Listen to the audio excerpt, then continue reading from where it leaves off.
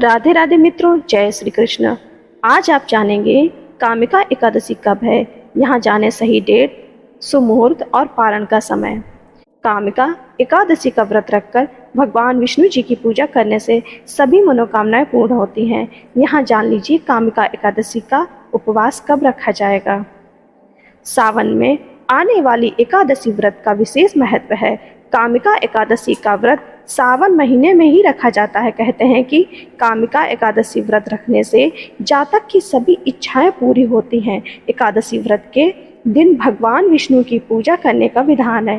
कुछ पुराणों के अनुसार कामिका एकादशी को उपवास करने से श्रेष्ठ संतान की प्राप्ति होती है। तो आइए जानते हैं कि कामिका एकादशी का व्रत कब रखा जाएगा। साथ ही जानेंगे कि कामिका एकादशी व्रत की पूजा के लिए शुभ मुहूर्त और पारण का समय क्या क्या है।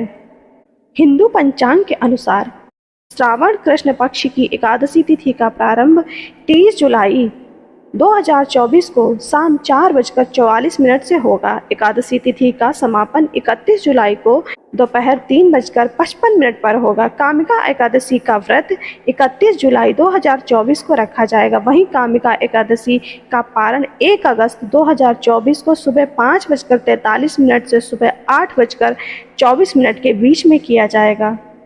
आइए जानते हैं कामिका एकादशी व्रत का महत्व। एकादशी का व्रत रखने से श्री हरि अपने भक्तों से प्रसन्न होकर उन पर अपनी कृपा बनाए रखते हैं। कामिका एकादशी के दिन भगवान श्री नारायण, माता लक्ष्मी की पूजा जरूर करनी चाहिए। वहीं विष्णु जी की पूजा में तुलसी के पत्ते शामिल करना बिल्कुल भी ना भूलें, वरना आपकी पूजा अधूरी मानी जाएगी। धार्मिक मान्यताओं के अनुसार कामिका एकादशी का व्रत रखने से जीवन की सभी समस्याएं दूर हो जाती हैं। कामिका एकादशी का व्रत करने से व्यक्ति को अकाल मृत्यु का भय नहीं रहता है। श्रोताओं, आइए श्रवण करते हैं कामिका एकादशी की व्रत कथा। अर्जुन ने कहा, हे प्रभु, मैंने आषाढ़ मास के शुक्ल पक्ष की देवशयनी एकादशी का सविस्तार वर्णन सुना। अब आप मुझे श्रावण माह के कृष्ण पक्ष की एकादशी की कथा सुनाने की कृपा करें। इस एकादशी का नाम क्या है, इसकी विधि क्या है, इसमें किस देवता का पूजन होता है, इसका उपवास करने से मनुष्य को किस फल की प्राप्ति होती है।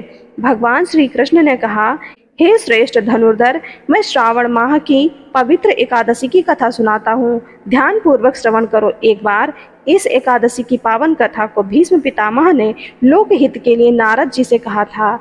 एक समय नारद जी ने कहा कि हे पितामह, आज मेरी श्रावण के कृष्ण पक्ष की एकादशी की कथा सुनने की इच्छा है, अतः आप इस एकादशी की व्रत कथा का विधान सहित सुनाइए। नारद जी की इच्छा को सुन पितामह भीष्म ने कहा कि हे नारद जी, आपने बहुत ही सुंदर प्रस्ताव किया है। अब आप बहुत ध्यान पूर्वक इसे श्रवण कीजिए। श्रावण मास के कृष्ण पक्ष की एकादशी का नाम कामिका एकादशी है। इस एकादशी की कथा सुनने मात्र से ही वाजपेयी यज्ञ के फल की प्राप्ति होती है। कामिका एकादशी के उपवास में शंख चक्र गदाधारी भगवान विष्णु का पूजन होता है। जो मनुष्य इस एकादशी को धूप दीप नैवेद्य आदि से भगवान विष्णु की पूजा करते हैं, उन्हें गंगा स्नान के फल से भी उत्तम फल की प्राप्ति होती है। सूर्य ग्रहण और चंद्र ग्रहण में केदार और कुरुक्षेत्र में स्नान करने से जिस पुण्य की प्राप्ति होती है, वह पुण्य कामिका एकादशी के दिन भगवान विष्णु की भक्ति पूर्वक पूजा करने से प्राप्त हो जाता है। भगवान विष्णु की श्रावण माह में भक्ति पूर्वक पूजा करने का फल समुद्र और वन सहित पृथ्वी दान करने के फल से भी ज्यादा होता है।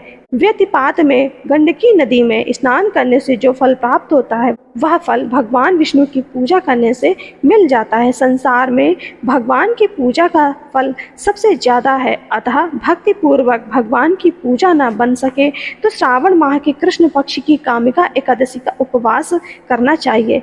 आभूषणों से युक्त बछड़ा सहित गौदान करने से जो फल प्राप्त होता है, वह फल कामिका एकादशी के उपवास से मिल जाता है। जो उत्तम द्विज श्रावण माह के कृष्ण पक्ष की कामिका एकादशी का उपवास करते हैं तथा भगवान श्री विष्णु का पूजन करते हैं, उनसे सभी देव, नाग, किन्नर, पितृ आदि की पूजा हो जाती है। इसलिए पाप